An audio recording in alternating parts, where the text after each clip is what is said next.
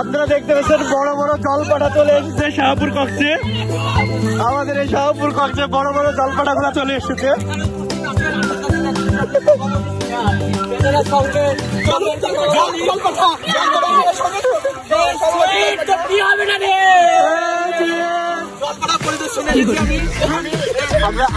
আমরা আমাদের উপদেষ্টা মন্ডলী নিয়ে কথা শুনতে চাই, সেই দেখি তার তো কোনোদিন বিয়ে হবে না আমি জানি, সেজন্য যে সে আমার পদটা ছেড়ে দিয়েছিল আমার সঙ্গে সভাপতি হয়েছে। আমরা এখন চলে যাচ্ছি বিবাহিত ব্যাচেলরের কাছে। আপনি সুইট সম্পর্কে কিছু বলেন। আসলে আমার মনে হয় তার মনে সমস্যা আছে, শারীরিক ধরনের সমস্যা আছে, বিয়ের বিষয়টা নিয়ে আগাতে যাচ্ছে না। শারীরিক সমস্যাটা তাড়াতাড়ি যেন ঠিক করে দেয় আল্লাহ। আমরা একই এলাকায় সহবাস করি। হ্যালো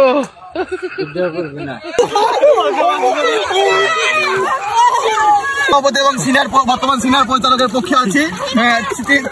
আমরা চাইছি আরো দীর্ঘ যাবৎ আপনার নামে অনেক ঘুষ খাওয়ার মামলা উঠেছে, অনেক নারীর সাথে কথা বলার স্ক্রিনশট এসেছে।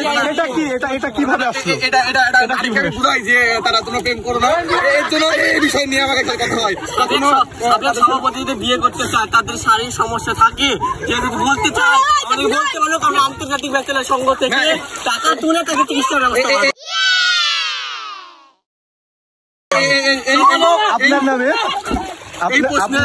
আপনার নামে অনেক অভিযোগ উঠেছে। আপনি নাকি অনেক মানুষকে ফেসবুকে নক দেন, তাদের সাথে কথা বলেন পার্সোনালি।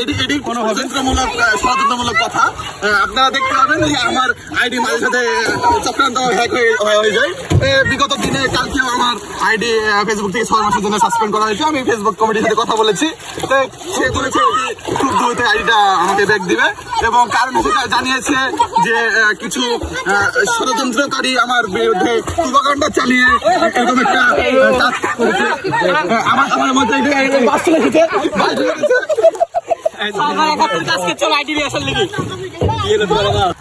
আপনি পরিচালকের পদে থাকার পরেও আপনাকে কেন নারী সম্পর্কিত অনেক দেখা যায়, স্টোরি দেয় বা অনেক পোস্ট করে আপনাকে নিয়ে, এটা নিয়ে কিছু বলেন আপনি? এটা আমি ঘোর বিরোধী। ভুলে গেল তো আরেকবার। আপনাদের পরিচালকের পদটা নিয়ে অনেক কানাঘোষা চলতেছে, আপনি নাকি মহিলা সংগঠনের সাথে কোনোভাবে জড়িত আছেন, সম্পৃক্ত আছেন, এটা নিয়ে আপনি কিছু বলেন? এই বিষয়ে আমি কোনো কথা বলতে আসিনি, পুরোটা চক্রান্ত শিকার, মাঝে মাঝে আমাকে খুব চক্রান্ত করে। আচ্ছা, তাহলে আপনাকে কেন, আপনার নামে আরো একটা অভিযোগ আসছে, এরকম সভাপতি হিসেবে আপনি শুনে আরো একটা অভিযোগ আসছে, ওকে ক্যাম্পাসের অলিতে গলিতে কোনাকাঞ্চিতে মহিলা সম্পৃক্ত যেসব হোস্টেলগুলো আছে তার আশেপাশে কেন দেখা যায় পরিচালক? সভাপতিকে দেখা যায় আগামী নির্বাচনে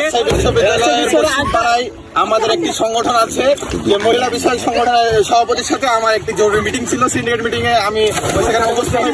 এটা সন্ধ্যা 7টার পরে কেন ক্যাম্পাসের আশেপাশের হোস্টেলগুলোর সামনে কেন? না সেদিনকার মিটিং ছিল এসব পর, সেজন্য আমাকে একটু আগে ভাগে যেতে হয়েছে 7টার দিকে। না, আমি 10টার দিকে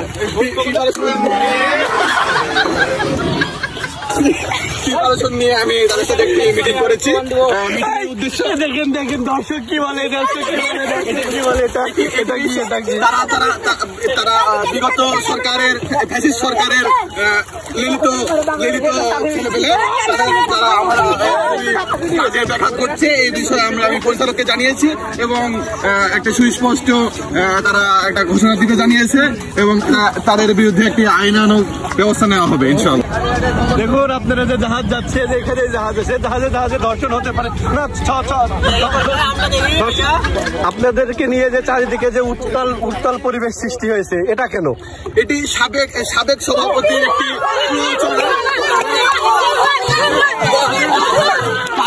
তার প্রয়োজনে কিছু ব্যক্তিবর্গ এগুলো তাদের লেলিয়ে দিয়েছে আমাদের পেছনে।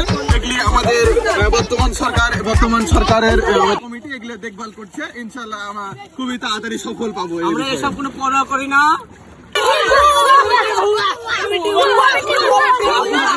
আপনারা শান্ত হন, এই বিষয়ে জরুরি আজকে সিন্ডিকেট মিটিং ডাকা হবে, এবং এই বিষয়ে কথা দেখি। আপনারা সবাই চোখ রাখবেন। আন্তর্জাতিক ব্যাচেলর সংঘ প্রধান শাখা বেলঘরিয়া। জি, ধন্যবাদ।